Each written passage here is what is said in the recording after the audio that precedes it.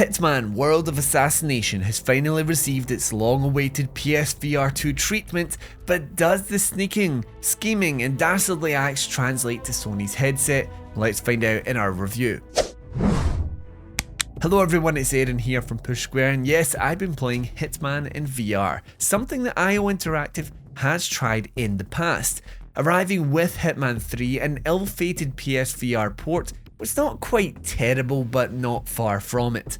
Obviously, Sony's technology was a bit dated by this point, but even still, motion through the DualShock 4 only allowed control of one hand, you transitioned from VR to flat screen when aiming down sights, and a blurry resolution made it borderline unplayable. It was really disappointing. So the concept of trying that all again but with Sony's far flashier PSVR2 was a promising one, but I certainly didn't want to get burnt once more. However, from the moment that I booted up Hitman World of Assassination on the PSVR2, it was clear that this is in another league from the clunky days of the last gen headsets.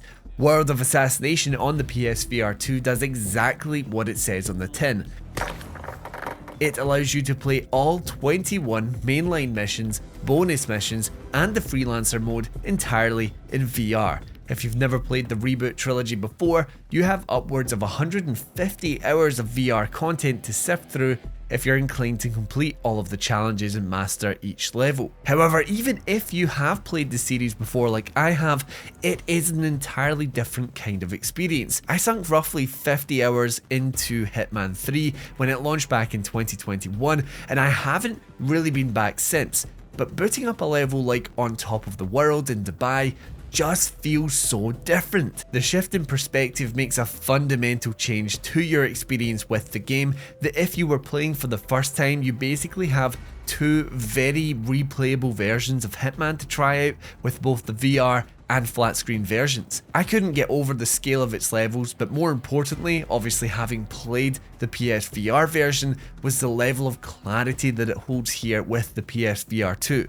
It's impressive just how crowded its levels remain too, like the Paris showstopper in the very first level of the series or the Miami racing crowds in its finish line level. It somehow withstands fairly intense visual scrutiny and still plays around with the light in very impressive and immersive ways. However, what it looks like is only part of the puzzle, of course. So how does it actually control? Well, you can imagine that this is a substantial update over the PSVR port, with the Sense controllers allowing for much more accurate motion controls and also individual control of the left and right hands. It's not perfect by any means, and I think things like breaking open doors with crowbars or unscrewing things with the screwdriver can be very finicky. However, the moment to moment just feels much more fluent, natural, and most importantly, simplified. Opening and closing doors just requires a tap of the hand. Removing outfits from unconscious workers is done with a sort of pulling motion, and awkward things like ladders actually cut back to a third-person view, which I think gets rid of some of that jank. The most notable improvement over the flat screen version for me are the gunfights. You obviously don't want to get into one, but it does happen, and when it does, Hitman has a really satisfying feel to its various guns in VR. We all know that when shootouts occur in the flat screen version, it's not the best. You can tell it's not a third-person shooter.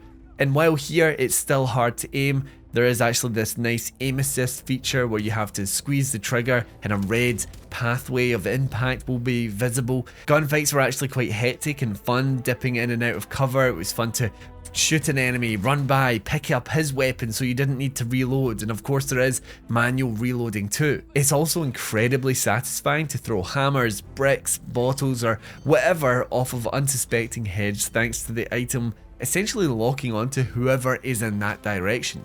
Throwing items just feels great here. Hey, I need assistance. Now there are a couple of areas which I don't think translate quite as well to VR, like the amount of items lying around that look like you could pick them up, but you can't. Obviously being in VR, everything seems within reach, and while what's interactable and not in the flat screen version is obvious, I did have a bit of an adjustment period when I first started playing the VR version. Secondly, Hitman is a game about patience. You'll quite often find yourself waiting in corridors for guards to turn around or for everything to line up just right. In VR, standing around can get a little bit uncomfortable. It was never a deal breaker, of course, and it's obviously part of the fun of Hitman, but I was certainly more aware of the fact that I was standing around, which was something I never felt the issue with when playing the flat screen version. You don't feel that time the same. Obviously, to counter this, you could just sit down when playing in VR, but personally, I don't really like playing my VR games like this. However, it's a massively more immersive game than what it was before. It lacks the sleekness that you find in the flat screen version, but peering around corners, lining up shots,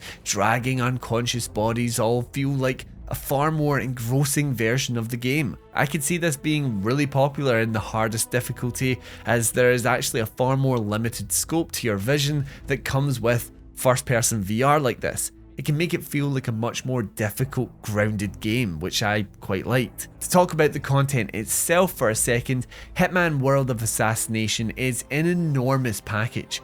Like I mentioned before, you've got 3 mainline campaigns that make up 21 missions. You've got bonus missions and challenges that style up each of those levels, and the freelancer mode.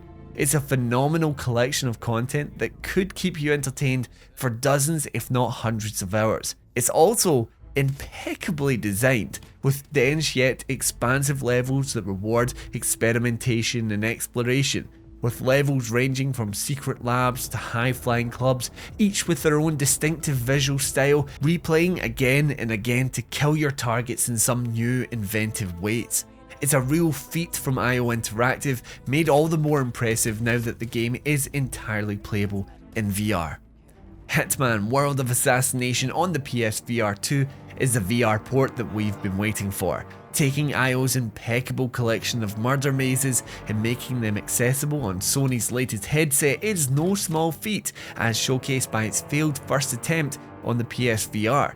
While it comes with some VR jank, which I think is to be expected, it is impressive just how seamless a transition it is and how much it shakes up the Hitman experience.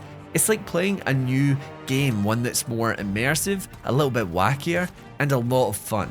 With its plethora of content to work through, it's quickly become one of the most expansive VR offerings on Sony's system, and not only that, one of the very best PSVR2 games that you could play.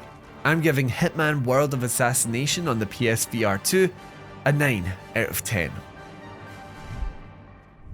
Thanks for checking out the review of Hitman World of Assassination. Have you tried it out yet? Let me know down in the comments below, and while you're there, remember to like the video and subscribe to the channel for more PlayStation video content just like this. Anyway, until next time, I've been Aiden, and this has been Push Square.